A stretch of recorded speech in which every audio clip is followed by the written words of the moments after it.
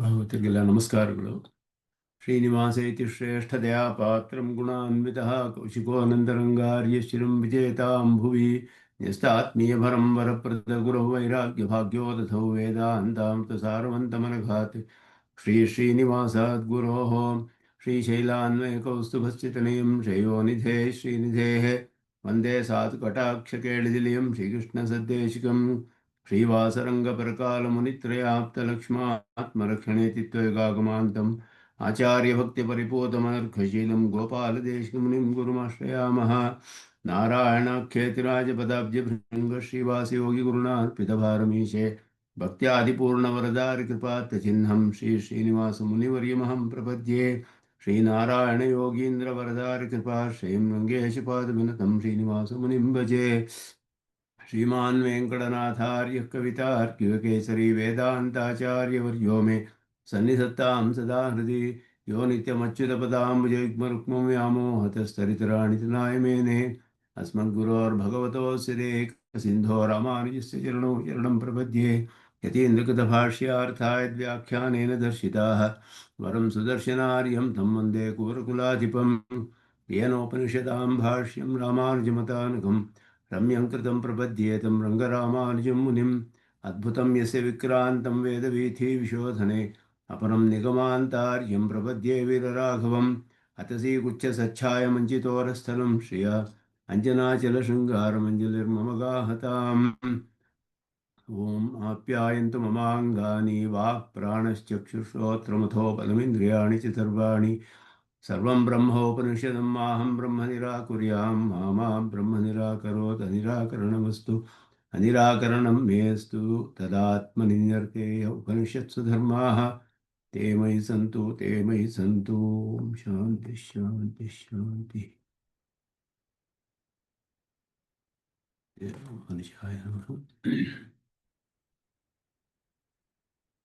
ತದ್ವಿದ್ಯಾ ಪ್ರಕರಣವನ್ನು ಅನುಸಂಧಾನ ಮಾಡುತ್ತಿದ್ದೀವಿ. ಅದರಲ್ಲಿ ಮೂರನೇ ಖಂಡದ ಸ್ವಲ್ಪ ಭಾಗ, ಅದರಲ್ಲಿ ತ್ರಿವೃತ್ಕರಣ ಅಂತ ಹೇಳಲ್ಪಟ್ಟಿದೆ. ಮೂರು ತತ್ವಗಳನ್ನು ಸೃಷ್ಟಿ ಮಾಡಿ ಮೂರು ತತ್ವಗಳನ್ನು ಕೂಡ ಪರಸ್ಪರ ಮಿಶ್ರಣ ಮಾಡುವಂತಹ ಒಂದು ಪ್ರಕ್ರಿಯೆ ಇಲ್ಲಿ ಛಾಂದೋಗ್ಯದಲ್ಲಿ ಸದ್ವಿದ್ಯಾ ಪ್ರಕರಣದಲ್ಲಿ ಹೇಳಲ್ಪಟ್ಟ ಪ್ರಕ್ರಿಯೆ ತ್ರಿವೃತ್ಕರಣ ಅಂತ ಅದಕ್ಕೆ ಹೇಳಲ್ಪಟ್ಟಿದೆ. ಅದರ ಬಗ್ಗೆ ಈಗ ಅರ್ಥವನ್ನು ನೋಡಿದ್ವಿ ನಾವು. ಅದಾದ ಮೇಲೆ ಸ್ವಲ್ಪ ಅದರ ವಿಷಯದಲ್ಲಿ ಅನುಪ್ರವೇಶ ಅಂತ ಬರುತ್ತೆ ಹಿಂದೆ. ಇದೇ ಖಂಡದಲ್ಲಿ ಅನುಪ್ರವೇಶದ ವಿಷಯದಲ್ಲಿ ಸ್ವಲ್ಪ ವಿಶೇಷವಾದ ವಿಚಾರಗಳು ಇಲ್ಲಿ ಮಾಡಲ್ಪಡುತ್ತೆ. ಸುದರ್ಶನ ಸೂರಿಗಳು ಕೃತಪ್ರಕಾಶಿಕೆಯಲ್ಲಿ ಮಾಡಿರುವ ಕೆಲವು ವಿಷಯಗಳನ್ನು ಇಲ್ಲಿ ರಂಗರಾಮಾನುಜರು ಉದಾಹರಿಸ್ತಾರೆ. ಮತ್ತು ಉತ್ತಮೂರ ಸ್ವಾಮಿಗಳು ಕೂಡ ಸ್ವಲ್ಪ ಬಹಳ ಅಧಿಕವಾದ ವಿಷಯಗಳನ್ನು ಇಲ್ಲಿ ವಿಚಾರ ಮಾಡಿದ್ದಾರೆ.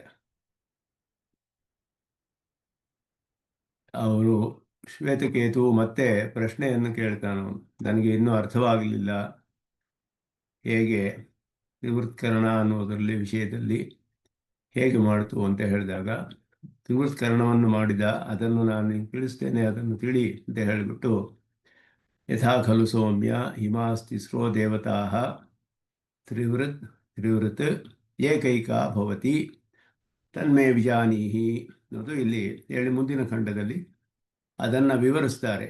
ಹೇಗೆ ಈ ತ್ರಿವೃತ್ಕರಣ ಅಂದರೆ ಏನರ್ಥ, ಮೂರರಲ್ಲಿ ಮೂರು ಇರೋದು ಅಂತ ಅರ್ಥ. ಮೂರರಲ್ಲಿ ಮೂರು ಇರುವುದು, ಅದು ಅದರ ಅರ್ಥವೇನು, ಅದರಿಂದ ಪ್ರಯೋಜನವೇನು, ಇದನ್ನು ಯಾಕೆ ಇಲ್ಲಿ ಉಪದೇಶ ಮಾಡ್ತಾ ಇದ್ದಾರೆ, ಈ ವಿಷಯಗಳೆಲ್ಲ ಮುಂದೆ ಬರುತ್ತೆ.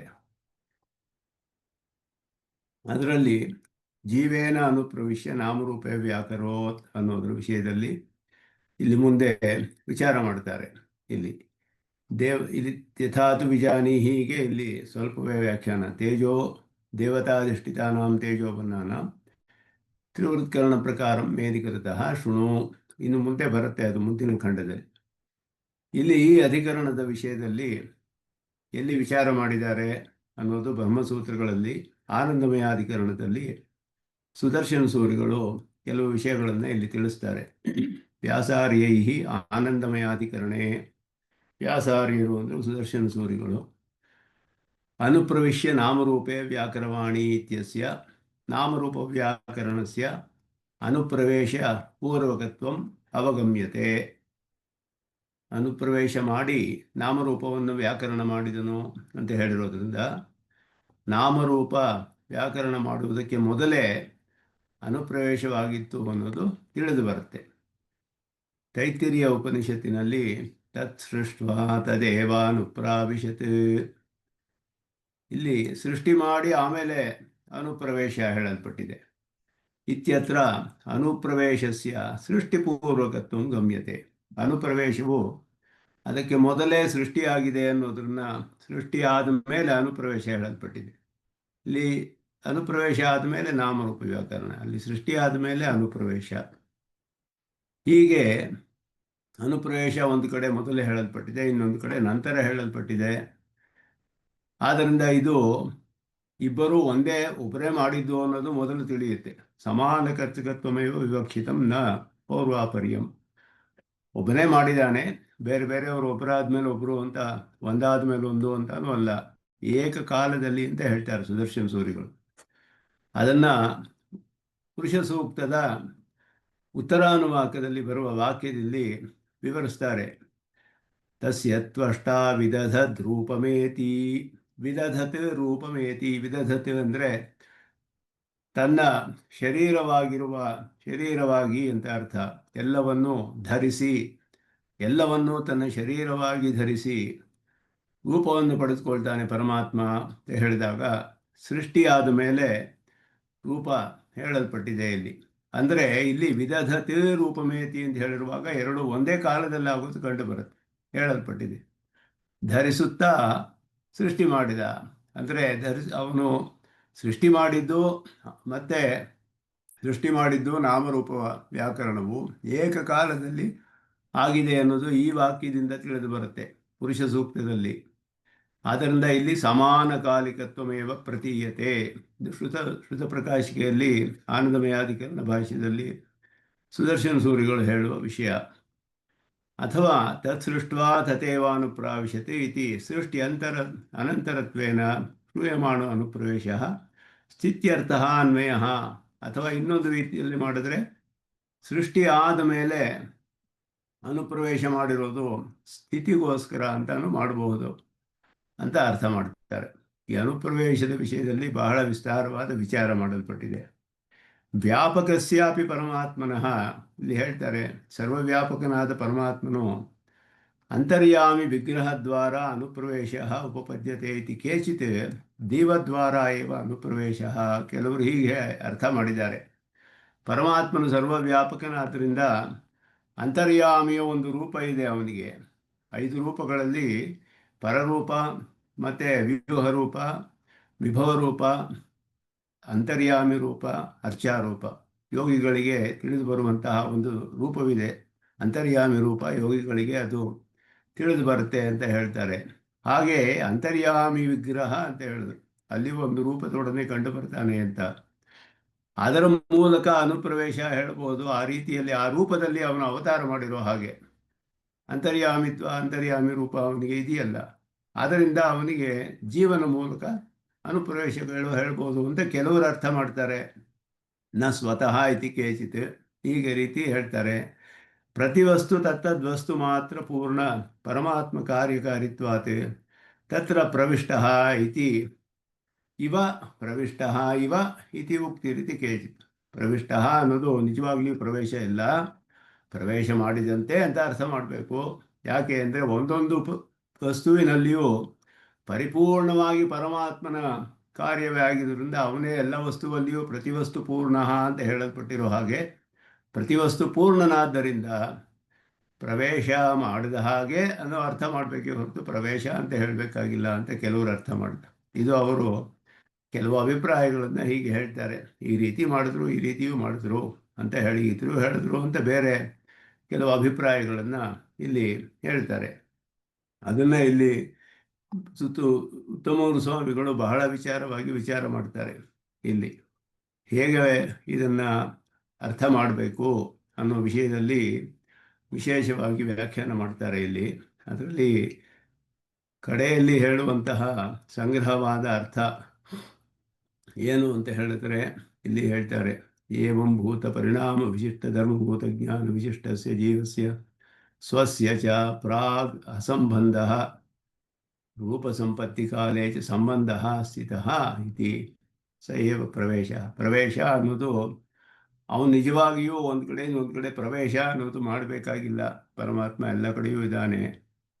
ಆದರೆ ಜೀವನಿಗೆ ಏನು ಮಾಡಬೇಕು ಅಂದರೆ ವ್ಯಷ್ಟಿ ಸೃಷ್ಟಿಯಲ್ಲಿ ವ್ಯಷ್ಟಿ ಸೃಷ್ಟೌ ಪರಮಾತ್ಮ ಯದಾ ದೇವಾದಿ ಶರೀರ ಸಂಸ್ಥಾನಂ ಕರೋತಿ, ದೇವ ಮೊದಲಾದ ಶರೀರದ ರೂಪಗಳನ್ನು ಮಾಡುವಾಗ ತದಾ ಏವ ಜೀವಂ ಧರ್ಮಭೂತ ಜ್ಞಾನದ್ವಾರ, ಜೀವನ ಧರ್ಮಭೂತ ಜ್ಞಾನದ ಮೂಲಕವೇ ಶರೀರದಲ್ಲಿ ವ್ಯಾಪ್ತಿ ಅವನಿಗಿರೋದು. ತನ್ನಿಯಮನ ಔಪೈಕ ವ್ಯಾಪ್ತಿಮಂತಂ ಕರೋತಿ, ಆ ಶರೀರವನ್ನು ನಿಯಮನ ಮಾಡುವಂತಹ ವ್ಯಾಪ್ತಿಯನ್ನು ಹೊಂದಿರುವ ಹಾಗೆ ಮಾಡ್ತಾನವನು.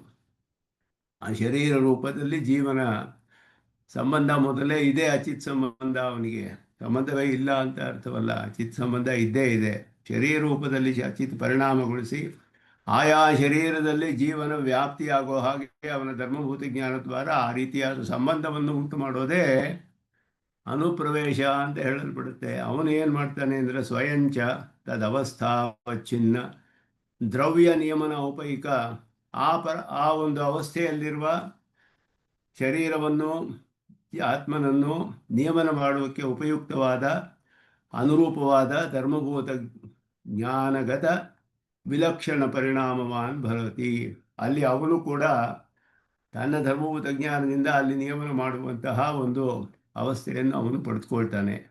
ಅದುವೇ ಅನುಪ್ರವೇಶ. ಈ ಸಂಬಂಧವನ್ನು ಉಂಟು ಮಾಡೋದೇ ಅನುಪ್ರವೇಶ. ಅನುಪ್ರವೇಶ ಅನ್ನೋದು ನಿಜವಾಗಿಯೂ ಪ್ರವೇಶ ಅನ್ನೋದು ಹೇಳೋಕ್ಕಾಗೋದಿಲ್ಲ. ಅದನ್ನು ಹೇಳ್ತಾರೆ ಪ್ರಾಗ್ ಅಸಂಬಂಧ ಸಂಬಂಧ ಸ್ಥಿತ. ಸಂಬಂಧವಿಲ್ಲದೆ ಇರೋ ಸಂಬಂಧ ಉಂಟಾಯಿತು. ಜೀವನಿಗೆ ವಿಶಿಷ್ಟವಾದ ಧರ್ಮಭೂತ ಜ್ಞಾನದೊಡನೆ ಸಂಬಂಧ ಶರೀರಕ್ಕೆ. ಆ ಧರ್ಮಭೂತ ಜ್ಞಾನದಿಂದ ಅವನಿಗೆ ವ್ಯಾಪ್ತಿ ಶರೀರದಲ್ಲಿ. ತನಗೂ ಅವನಿಗೂ ಅದೇ ರೀತಿಯಾದ ಒಂದು ಸಂಬಂಧ ನಿಯಮನ ಮಾಡುವಂತಹ ಒಂದು ರೂಪದಲ್ಲಿ ಅವಸ್ಥೆಯಲ್ಲಿ. ಇದುವೇ ಅನುಪ್ರವೇಶ ಅಂತ ಹೇಳಬೇಕು. ಸ್ವಲ್ಪ ಬಹಳ ಸೂಕ್ಷ್ಮವಾಗಿ ವಿಚಾರ ಮಾಡ್ತಾರೆ ಉತ್ತಮೂರು ಸ್ವಾಮಿಗಳು. ಅನುಪ್ರವೇಶ ಅನ್ನೋದು ಪ್ರವೇಶ ಅಂತ ಹೇಗೆ ಹೇಳೋದು? ಶಬ್ದವನ್ನು ಶ್ರುತಿ ಉಪಯೋಗಿಸಿದೆ. ಪ್ರವೇಶ ಮಾಡ್ದ ಅಂದರೆ ಪರಮಾತ್ಮನ ಪ್ರವೇಶ ಮಾಡದೇ ಇಲ್ಲದೇ ಇರೋ ಜಾಗವೇ ಇಲ್ವಲ್ಲ. ಪ್ರವೇಶ ಅನ್ನೋದು ಒಂದು ಅಧಿಕವಾದ ಕಾರ್ಯ ಹೇಗೆ ಮಾಡ್ತಾನವನು ಅಂತ ಹೇಳಿ ಅದನ್ನು ಇದೆಲ್ಲ ಅಲ್ಲಿ ವಿಚಾರ ಮಾಡ್ತಾರೆ. ಅದೇನು ಅಂತ ಹೇಳಿದ್ರೆ ಅನುಕೂಲ ವ್ಯಾಪಾರಗಳು ಅಂತ ಅರ್ಥ. ಇಲ್ಲಿ ಉತ್ತಮೂರು ಸ್ವಾಮಿಗಳು ಹೇಳ್ತಾರೆ, ಅತ್ರೇದಂ ಸೂಕ್ಷ್ಮಂ ಈಕ್ಷಣೀಯಂ. ಸೂಕ್ಷ್ಮವಾಗಿ ನಾವು ವಿಚಾರ ಮಾಡಿದ್ರೆ ಇಲ್ಲಿ ವ್ಯಾಕರಣಂ ಅಂದರೆ ಏನು? ನಾಮರೂಪ ನಿಷ್ಪತ್ತಿ ಅನುಕೂಲ ವ್ಯಾಪಾರ. ನಾಮರೂಪ ನಿಷ್ಪತ್ತಿಗೆ ಅನುಕೂಲವಾದ ಒಂದು ವ್ಯಾಪಾರವೇ ವ್ಯಾಕರಣ ಅಂತ ಹೇಳಲ್ಪಡುತ್ತೆ. ತದುತ್ತರ ಕ್ಷಣೆ ತನ್ನಿಷ್ಪತ್ತಿ ಒಡನೆಯೇ ಆಗಿಬಿಡುತ್ತೆ. ಆದ್ದರಿಂದ ಈ ರೀತಿಯೆಲ್ಲ ಅವನಿಗೆ ಉಕ್ತ ವಿಧಾನ ಪ್ರವೇಶಶ್ಚ ನಿಷ್ಪತ್ತಿ ಸಮಕಾಲ. ನಿಷ್ಪತ್ತಿ ಅಂತ ಹೇಳುವಾಗಲೇ ಅನುಪ್ರವೇಶ ಅಂತ ಹೇಳಬೇಕು. ಆ ರೂಪ ಉಂಟಾಯಿತು, ಆ ರೀತಿ ವಿಭಾಗಗಳು ಉಂಟಾಗುತ್ತೆ. ಇದೆಲ್ಲ ಕೂಡ ಇದು ಬಹಳ ಸೂಕ್ಷ್ಮವಾಗಿ ಶಬ್ದಗಳನ್ನು ಇಟ್ಕೊಂಡು ವಿಚಾರ ಮಾಡ್ತಾರೆ, ಹೇಗೆ ಮಾಡಬೇಕು ಅಂತ ಹೇಳ್ಬಿಟ್ಟು. ಇವು ಅನುಪ್ರವೇಶ ಅನ್ನೋದು ಅನೇಕ ಕಡೆ ಹೇಳಲ್ಪಟ್ಟಿದೆ. ಸೃಷ್ಟಿ ಆದಮೇಲೂ ಅನುಪ್ರವೇಶ ಹೇಳಲ್ಪಟ್ಟಿದೆ. ಸೃಷ್ಟಿ ಆದಮೇಲೆ ಏವಂ ಪ್ರವೃತ್ತಿಯಾದಿ ಕಾರ್ಯಾರ್ಥ ಪಶ್ಚಿದಸ್ತಿ ಗಾಮಾವಿಶ್ಯ ಚ ಭೂತಾನಿ ಧಾರಯಾಮ್ಯಹಮೋಜಸ ಸೃಷ್ಟಿಂ ತತಃ ಕರಿಷ್ಯಾಮಿ ತ್ವಾಂ ಆವಿಶ್ಯ ಪ್ರಜಾಪತೆ. ಪ್ರಜಾಪತಿಗೆ ಹೇಳ್ತಾನವನು, ಚತುರ್ಮುಖ ಬ್ರಹ್ಮನಿಗೆ, ನಿನ್ನನ್ನು ವ್ಯಾಪಿಸಿ ಸೃಷ್ಟಿಯನ್ನು ಮಾಡ್ತೇನೆ ಅಂತ ಹೇಳ್ದ. ತ್ವಾಂ ಆವಿಶ್ಯ ಅಂತ ಹೇಳಿ.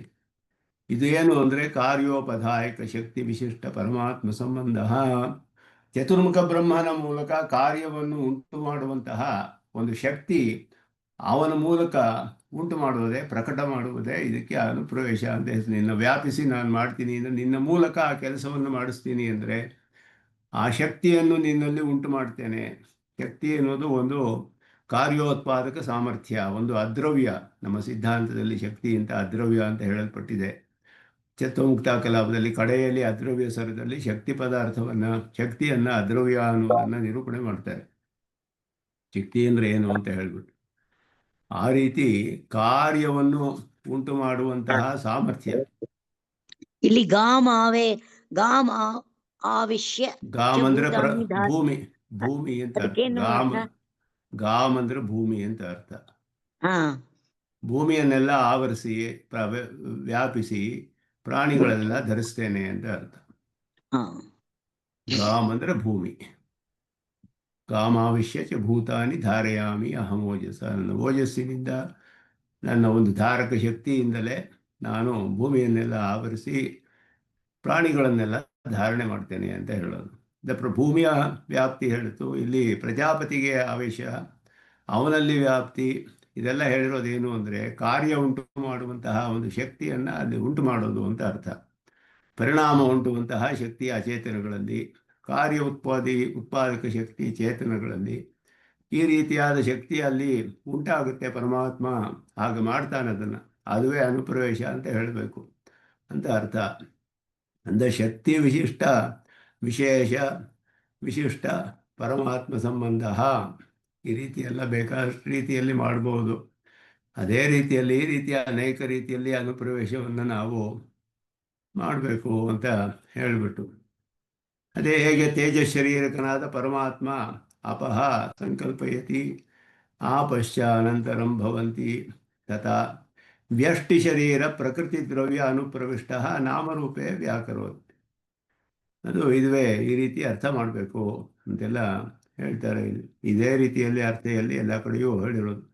ಎಲ್ಲವೂ ಕೂಡ ಅಚೇತನ ವಿಶಿಷ್ಟವಾದ ಜೀವ ವಿಶಿಷ್ಟನಾದ ಪರಮಾತ್ಮನೇ ಎಲ್ಲ ಕಡೆಯೂ ಇರುವಂತಹದ್ದು ಅನ್ನೋದು ಇಲ್ಲಿ ಅಚಿದ್ ವಿಶಿಷ್ಟ ಚಿದ್ವಸ್ತುಷು ಅಚಿದ್ ವಿಶಿಷ್ಟ ಚಿದ್ವಸ್ತುಷು ತತ್ತಚ್ಛಬ್ದೋಕ್ತ ತೇಜೋಬನ್ನ ಅಭೇದ ಉಕ್ತ.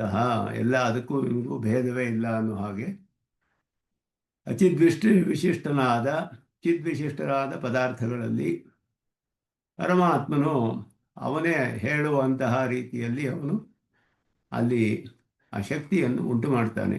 ನಿಯಮನ ಸಾಮರ್ಥ್ಯವನ್ನು ತನ್ನ ಧರ್ಮಭೂತ ಜ್ಞಾನದ ವ್ಯಾಪ್ತಿಯಿಂದ ಅಲ್ಲಿ ಉಂಟಾಗುವಂಥದ್ದೇ ಅನುಪ್ರವೇಶ ಅಂತ ಹೇಳಬೇಕೆ ಹೊರತು ಪ್ರವೇಶ ಅಂತ ಒಂದು ಕಾರ್ಯ ಮಾಡಬೇಕಾಗಿಲ್ಲ ಪರಮಾತ್ಮ ಅನ್ನೋದನ್ನು ಹೇಳ್ತಾಳೆ. ಸಂಕಲ್ಪದಿಂದಲೇ ಅದೆಲ್ಲ ಉಂಟಾಗುತ್ತೆ ಅವನಿಗೆ. ಅದಕ್ಕೆ ಅನುಕೂಲವಾದ ವ್ಯಾಪಾರಗಳನ್ನು ಮಾಡಿದ್ರೆ ಸಾಕು. ಸಂಕಲ್ಪದಲ್ಲಿಯೇ ಎಲ್ಲವನ್ನೂ ಮಾಡ್ತಾನೆ ಪರಮಾತ್ಮ ಅನ್ನೋದು ಸ್ವಲ್ಪ ವಿಚಾರಿಸ್ತಾರೆ ಅಲ್ಲಿ. ಅನುಪ್ರವೇಶ ಅನ್ನೋದೇ ಸ್ವಲ್ಪ ಅಧಿಕವಾದ ವಿಷಯ. ಅದರಲ್ಲಿ ತುಂಬ ವಿಚಾರ ಮಾಡಲ್ಪಟ್ಟಿದೆ ಈ ರೀತಿ. ಮುಂದಿನ 4ನೇ ಖಂಡದಲ್ಲಿ ಈಗ ತೇಜೋಬನ್ನ ಆದಮೇಲೆ ತೇಜೋಬನ್ನ ಆಗಿದೆ ಅಂತ ಹೇಗೆ ತಿಳಿಯೋದು ಅನ್ನೋದ್ರ ಬಗ್ಗೆ ವಿವರಿಸ್ತಾರೆ. ಈಗ ಉದ್ದಾಲಕರು ಶ್ವೇತಕೇತುಗೆ ತೇಜೋಬನ್ನ ಎಲ್ಲ ತ್ರಿವೃತ್ಕರಣವಾಗಿದೆ ಅಂತ ಹೇಳಿದ್ರಲ್ಲ, ಅದು ಹೇಗೆ ತಿಳಿದು ಬರುತ್ತೆ ನಮಗೆ, ಅದನ್ನು ನಿರೂಪಣೆ ಮಾಡಬೇಕಲ್ಲ, ಅದನ್ನು ತಿಳಿಸಿ ಸ್ವಲ್ಪ ಅಂತ. ಯದಗ್ನೇ ರೋಹಿತಂ ರೂಪಂ ತೇಜಸಃ ತದ್ರೂಪಂ. ಅಗ್ನಿಯಲ್ಲಿ ಇರುವ ಕೆಂಪು ವರ್ಣದ ರೂಪ ಒಂದು ಇದೆಯಲ್ಲ, ಅದು ತೇಜಸ್ಸಿನ ಭಾಗ. ಯತ್ ಶುಕ್ಲಂ ತತ್ ಅಪಾಂ. ಬಿಳಿಯದು ತೀರ್ಥ, ನೀರಿಂದು. ಆದ್ದರಿಂದ ಇಲ್ಲಿ 3 ವರ್ಣಗಳು ಹೇಳಲ್ಪಟ್ಟಿದೆ. ಆ 3 ವರ್ಣಗಳು ತೇಜಸ್ಸಿಗೆ ರೋಹಿತ ವರ್ಣ, ಅಪ್ಪಿಗೆ ಶುಕ್ಲವರ್ಣ, ಪೃಥ್ವಿಗೆ ಕೃಷ್ಣವರ್ಣ. ಇದು ಹೇಳಲ್ಪಟ್ಟಿದೆ ಶ್ರುತಿಯಲ್ಲಿ. ಯತ್ ಕೃಷ್ಣಂ ತತ್ ಅನ್ನಸ್ಯ. ಅನ್ನ ಅಂದರೆ ಪೃಥ್ವಿ ಅಂತ ಅರ್ಥ ಇಲ್ಲಿ. ಅಪಾಗಾದಗ್ನೇರಗ್ನಿತ್ವಂ. ಇದೊಂದು ವಿಷಯವನ್ನು ಶ್ರುತಿ ತಿಳಿಸುತ್ತೆ. ಇಲ್ಲಿ ಹೇಳುವಾಗ ಅಪಾಗಾತ್ ಅಂದರೆ ದೂರ ಹೊರಟೋಯ್ತು ಅಂತ ಅರ್ಥ. ಆಗಾತ್ ದೂರ ಹೋಯಿತು ಅಂತ ಅರ್ಥ. ಅಗ್ನೇಹೇ ಅಗ್ನಿತ್ವಂ ಅಪಾಗಾತ್. ಇದೇನು ಹೇಳ್ತಿದ್ದಾರೆ ಅಂತ ಹೇಳಿದ್ರೆ, ಅಗ್ನಿ ತತ್ವ ಮೊದಲು ಇತ್ತು, ತೇಜಸ್ಸು ಅಗ್ನಿ ತತ್ವ, ಅದಕ್ಕೆ ರೂಪ ಗುಣ ಇತ್ತು. ಈಗ ತ್ರಿವೃತ್ಕರಣ ಆದಮೇಲೆ ಅದರಲ್ಲಿ ಎಲ್ಲ ಗುಣಗಳು ಬಂತಲ್ಲ, ಆ ತತ್ವಸ್ಥಿತಿಯಲ್ಲಿದ್ದ ಅಗ್ನಿಯ ರೂಪ ಹೋಯಿತು ಅಂತ ಅರ್ಥ. ಈಗ ತ್ರಿವೃತ್ಕರಣವಾದ ಅಗ್ನಿಯ ರೂಪ ಉಂಟಾಗುತ್ತೆ ಅದಾದಮೇಲೆ. ಆದ್ದರಿಂದ ಅದರ ಹಿಂದಿನ ಅವಸ್ಥೆ ಹೋಗುತ್ತೆ. ತ್ರಿವೃತ್ಕರಣವಾದ ಮೇಲೆ ಎಲ್ಲವೂ ಮಿಶ್ರಣವಾದ ಅಗ್ನಿ ಉಂಟಾಗುತ್ತಲ್ಲಿ. ಆದ್ದರಿಂದ ಮೊದಲು ಇದ್ದಿದ್ದಂತಹ ಅಗ್ನಿತ್ವ ಅನ್ನೋದು ಹೋಯ್ತು ಅದಕ್ಕೆ. ಈ ವಾಚಾರಂಭಣಂ ವಿಕಾರೋ ನಾಮಧೇಯಂ ತ್ರೀಣಿ ರೂಪಾಣಿ ಇತ್ಯೇವ ಸತ್ಯಂ. ಇದು ಬಹಳ ಪ್ರಧಾನವಾದ ಉಪದೇಶ ಇಲ್ಲಿ.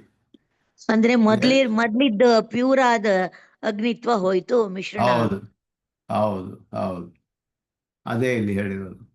ಇದೆಲ್ಲ ಕೂಡ ವ್ಯವಹಾರಕ್ಕೋಸ್ಕರ ಆಯಾ ರೂಪಗಳು ನಾಮಗಳು ಸಂಬಂಧ ಬರುತ್ತೆ, ಅದಕ್ಕೆ ಅವಸ್ಥಾ ವಿಶೇಷಗಳು ಸಂಬಂಧ ಬರುತ್ತೆ. ಯಾವುದು ಸತ್ಯ ಅಂದರೆ ತ್ರೀಣಿ ರೂಪಾಣಿ, ಇಲ್ಲಿ ಪಂಚೀಕರಣ ಅಂದರೆ ಬೇರೆ ಕಡೆ ಹೇಳಿರೋದು, ಇಲ್ಲಿ ತ್ರಿವೃತ್ಕರಣ ಆದ್ದರಿಂದ 3 ರೂಪಗಳು ಎಲ್ಲ ಭೂತಗಳ ಎಲ್ಲ ಅಂಶಗಳು ಎಲ್ಲದರಲ್ಲಿಯೂ ಇದೆ ಅನ್ನೋದು ಸತ್ಯ.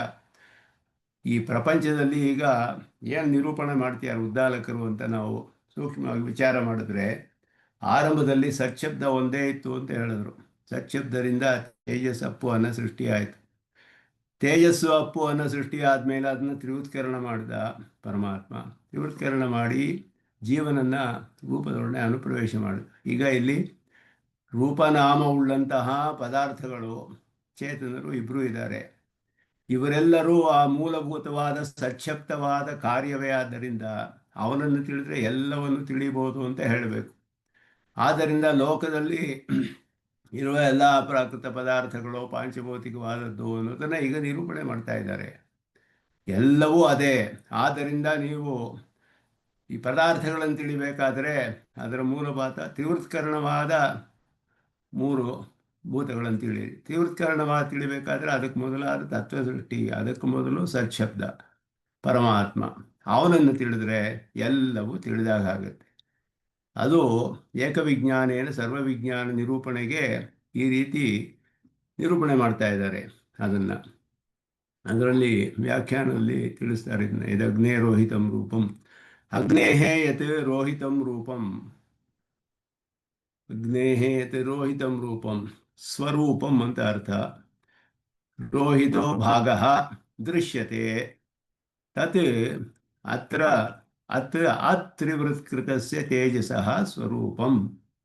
ಅಗ್ನಿಯ ಒಂದು ತೇಜಸ್ಸು, ಈ ರೋಹಿತವಾದ ರೂಪವಿದೆಯಲ್ಲ ಅಗ್ನಿಯಲ್ಲಿ, ಲೋಕದಲ್ಲಿ ಕಂಡುಬರುವ ಅಗ್ನಿ ಹೇಳ್ತಾ ಇರೋದಿಲ್ಲಿ. ಅದರಲ್ಲಿ ಒಂದು ಕೆಂಪು ವರ್ಣವು ಕಾಣುತ್ತೆ ನಮಗೆ ರೂಪ. ಅದು ತ್ರಿವೃತ್ಕರಣವಾಗದ ತೇಜಸ್ಸಿನ ಅಂಶ ನಮಗೆ ಅಲ್ಲಿ ಕಂಡು ಬರ್ತಾ ಇದೆ. ಅತ್ರಿವೃತ್ಕೃತಸ್ಯ ಅಂತ ಇಲ್ಲಿ ಪ್ರಿಂಟಿಂಗ್ ಕ್ಲಿಯರ್ ಆಗಿಲ್ಲ. ಅತ್ರಿವೃತ್ಕೃತಸ್ಯ ತೇಜಸಃ ಸ್ವರೂಪಂ. ತ್ರಿವೃತ್ಕರಣ ಮಾಡುವಕ್ಕೆ ಮೊದಲು ಇದ್ದ ತೇಜಸ್ಸಿನ ಸ್ವರೂಪ ಕಂಡು ಬರುತ್ತೆ ರೋಹಿತ ರೂಪದಲ್ಲಿ.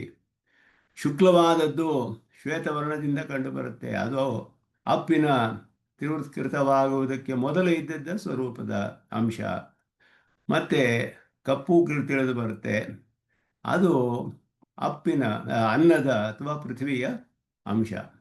ಹೀಗೆ ಅಪಾಂ ಅಗ್ನೇಹೇ ಅಸ್ಯ ಅಗ್ನೇ ಅನ್ನಸ್ಯ ಇತ್ಯತ್ರ ರೂಪಮಿತಿ ಅನುವರ್ತತೆ.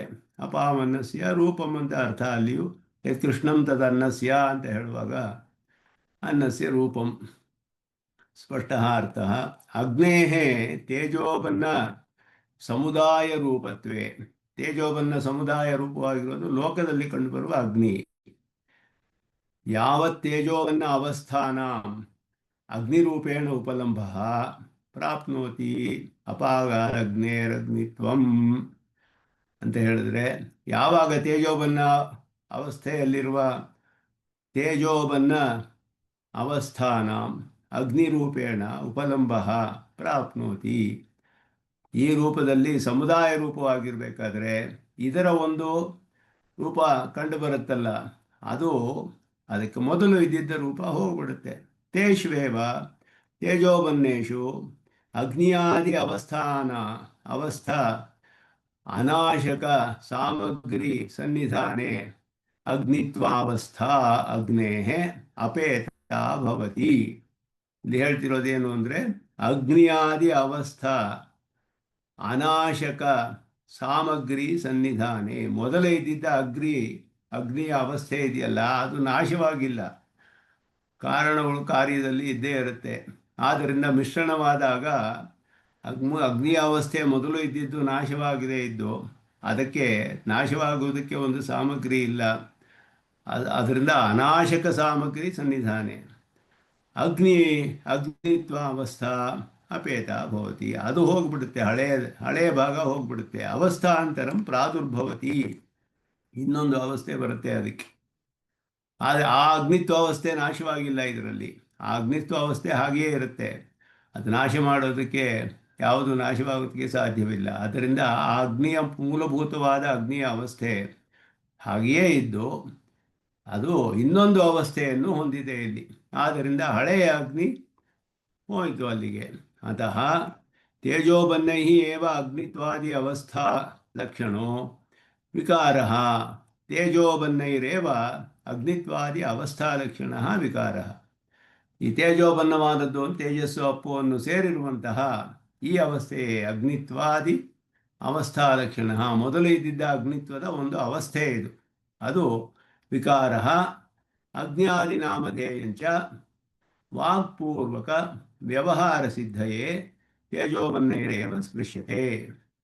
ಆದ್ದರಿಂದ ಈ ಮೂರು ತ್ರಿವೃತ್ಕರಣ ಮಾಡಿದರೊಡನೆ ಈ ಅಗ್ನಿಯ ಒಂದು ವಿಕಾರ, ಮೊದಲಿದ್ದ ಅಗ್ನಿ ತತ್ವದ ವಿಕಾರವು ಮತ್ತು ಅದರ ಒಂದು ನಾಮಧೇಯ, ಅದರ ಒಂದು ರೂಪ, ಇದೆಲ್ಲವೂ ಕೂಡ ಮಿಶ್ರಣವಾದ ತೇಜೋಬನ್ನ ಅವಸ್ಥೆಯಲ್ಲಿ ಅಗ್ನಿ ಅಂತ ಹೇಳಲ್ಪಡುತ್ತೆ. ಆದ್ದರಿಂದ ಇದು ಪೂರ್ವದಲ್ಲಿದ್ದ ಅಗ್ನಿಯ ತತ್ವದ ಇನ್ನೊಂದು ಅವಸ್ಥೆ, ಮಿಶ್ರಣವಾದ ಅಗ್ನಿ. ಇದರಲ್ಲಿ ಮಿಕ್ಕ ತತ್ವಗಳು ಕೂಡ ಮಿಶ್ರವಾಗಿದೆ.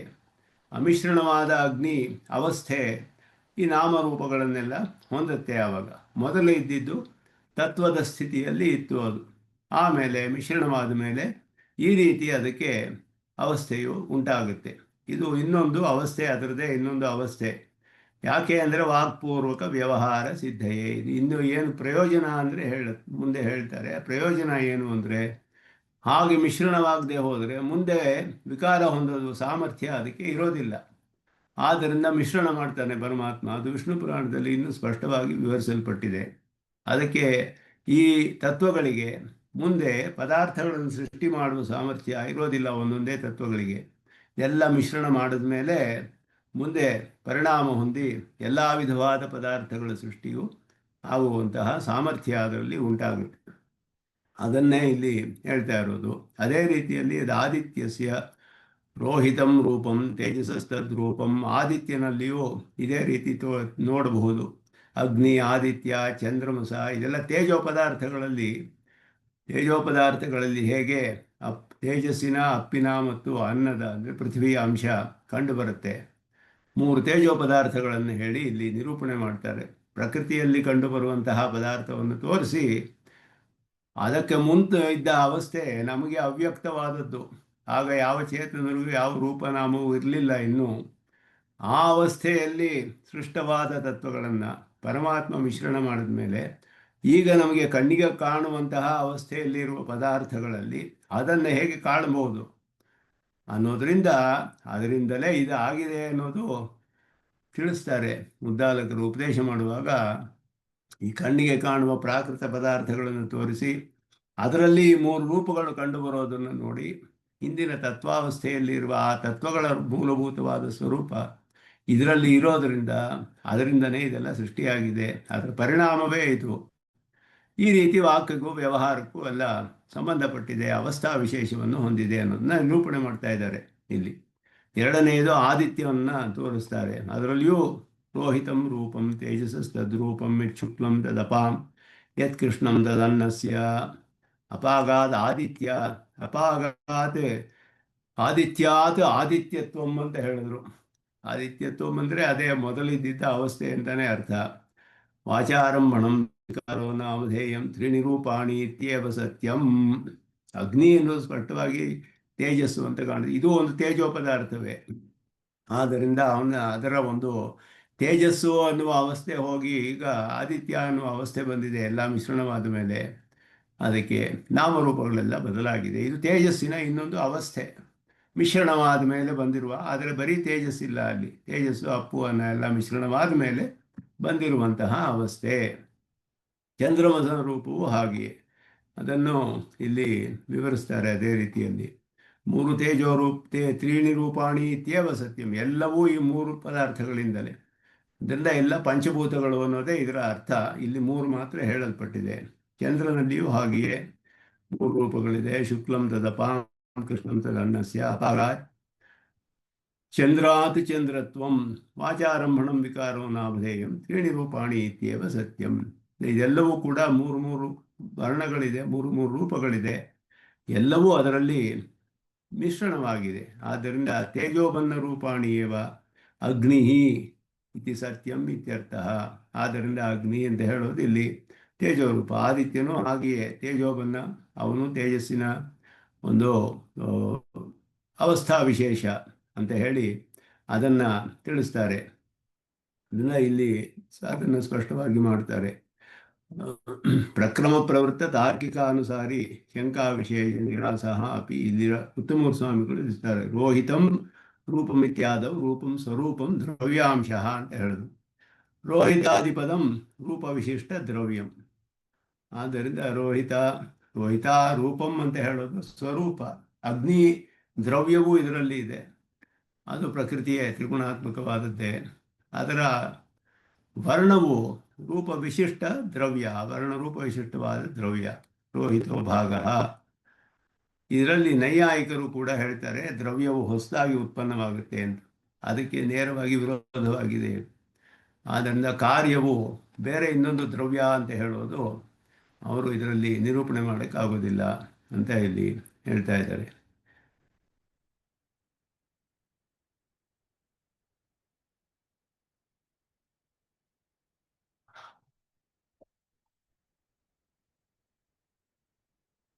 ಯದ್ ವಿದ್ಯುತೋರಹಿತಂ ರೂಪಂ ವಿದ್ಯುತ್ತು, ಹಾಗೆಯೇ ವಿದ್ಯುತ್ ಪದಾರ್ಥವನ್ನು ಯತ್ ಶುಕ್ಲಂ ತದಪಾಂ ಯತ್ ಕೃಷ್ಣಂ ತದನ್ನಸ್ಯ ಅಪಾಗಾತ್ ವಿದ್ಯುತೋ ವಿದ್ಯುತ್ತೋ ವಾಚಾರಂಭಣೋ ವಿಕಾರೋ ನಾಮಧೇಯಂ ತ್ರೀಣಿ ರೂಪಾಣಿ ಇತ್ಯೇವ ಸತ್ಯಂ. ವಿದ್ಯುತ್ತಿನ ರೂಪವು ಅದು ಒಂದು ತೇಜಸ್ ಪದಾರ್ಥ, ಅದನ್ನು ಕೂಡ ಹಾಗೆಯೇ ಅದೇ ರೀತಿಯ ಅರ್ಥವನ್ನು ಮಾಡಿಕೊಳ್ಬೇಕು ಅಂತ ಹೇಳಿದ್ರು. ಇದಕ್ಕೆ ಮುಂದೆ ಇದಕ್ಕೆ ಒಂದು ಪ್ರಮಾಣವನ್ನು ಹೇಳ್ತಾರೆ. ಏತದ್ಧಸ್ಮ ವೈ ವಿದ್ವಾಗಂಸಾಹುಃ ಪೂರ್ವೇ ಮಹಾಶಾಲಾಃ ಮಹಾಶ್ರೋತ್ರಿಯಾಃ ನ ಪ್ರಿಂಟಿಂಗು ಸ್ವಲ್ಪ ಸ್ಪಷ್ಟವಾಗಿಲ್ಲ.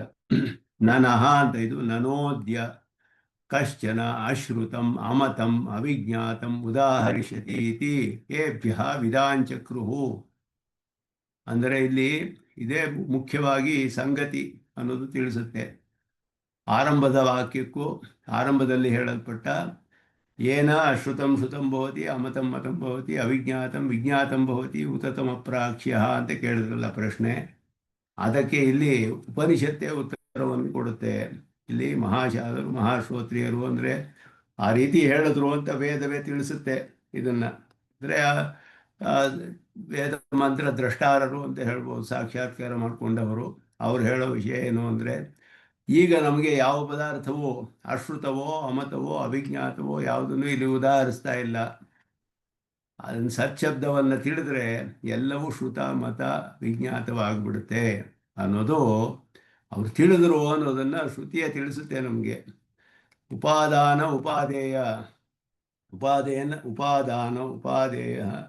ನ ಭಿದ್ಯತೆ ಇತ್ಯೇತತ್ ಸ್ವರೂಪಜ್ಞಾಃ ಅಂತ ಹೇಳಿದ್ರು. ಮಹಾಶ್ರೋತ್ರಿಯ ಉಪಾದಾನ ಉಪಾದೇಯಗಳಲ್ಲಿ ಭೇದವಿಲ್ಲ ಅಂತ. ಕಾಸ್ ಆ್ಯಂಡ್ ಎಫೆಕ್ಟ್, ಉಪಾದಾನವು ಉಪಾದೇಯವು ಇದೆರಡರಲ್ಲೂ ಕೂಡ ಕಾರ್ಯಕಾರಣಗಳಲ್ಲಿ ಭೇದವಿಲ್ಲ. ಇದನ್ನೇ ಬಾದರಾಯಣರು ಹೇಳೋದು. ಅದರಲ್ಲಿ ಅನನ್ಯತ್ವ ಆರಂಭಣ ಶಬ್ದಾದಿಭ್ಯ, ಇಲ್ಲೇ ವಾಚಾರಂಭಣ ವಿಕಾರೋ ನಾಮಧೇಯಂ ಅನ್ನುವ ವಾಕ್ಯವನ್ನು ಇಟ್ಕೊಂಡು ತದನನ್ಯತ್ವ ಆರಂಭಣ ಶಬ್ದಾದಿಭ್ಯ ಅಂತ ಸೂತ್ರದಲ್ಲಿ ಹೇಳ್ತಾರೆ. ವಾಚಾರಂಭಣಂ ಅನ್ನೋದರಲ್ಲಿ ಆರಂಭಣ ಶಬ್ದ, ಅದನ್ನು ಸೂತ್ರದಲ್ಲಿ ಉಪಯೋಗಿಸ್ತಾರೆ ಬಾದರಾಯಣರು. ಮಹಾಶಾಲಾ ಅಂದರೆ ಮಹಾಗೃಹಸ್ಥಾ ಪೂರ್ವೇ ಸರ್ವವೇದ ಪಾರಗಾ ವಕ್ಷ್ಯಮಾಣ ಪ್ರಕಾರೇಣ ಉಕ್ತವಂತಹ, ಈ ರೀತಿ ಹೇಳಿದ್ರು ಅಂತ ಇಲ್ಲಿ ಶ್ರುತಿ ನಮಗೆ ತಿಳಿಸುತ್ತೆ.